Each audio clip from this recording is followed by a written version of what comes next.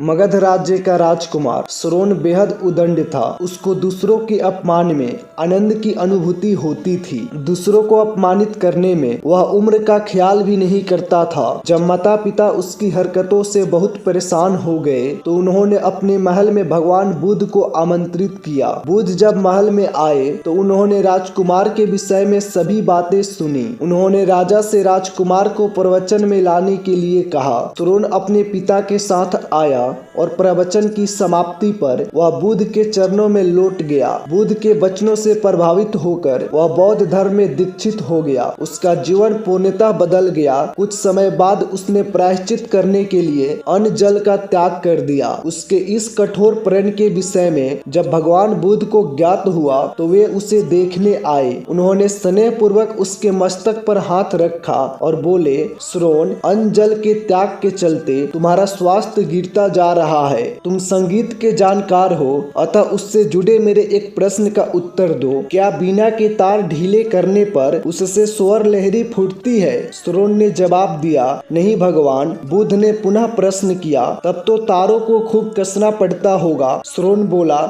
नहीं, अधिक कसने से तो तार टूट सकते हैं। तब तथागत बोले, वीणा से मधुर संगीत निकालने के लिए उसके तारों को न तो अधिक ढीला रखना चाहिए और न ही अधिक कसना चाहिए। इसी प्रकार हमारा जीवन भी एक वीणा की तरह ही है, जिसे भली भांति चलाने के लिए सभी वस्तुओं का पूर्ण त्याग उचित नहीं है। श्रोण ने कठोर प्रतिज्ञा से मुक्ति ले ली और सहज जीवन जीने लगा। यह कथा जीवन को नैसर्गिक तरीके से जीने पर बल देती है, जिसमें उचित आवश्यकताओं की पूर्ति और अतिरिक्त इच्छाओं पर नियंत्रण का संदेश शामिल है। यदि जीवन को आवश्यकता पूर्ति और संयम के संयोग से संचालित किया जाए तो परम शांति प्रदायक होता है।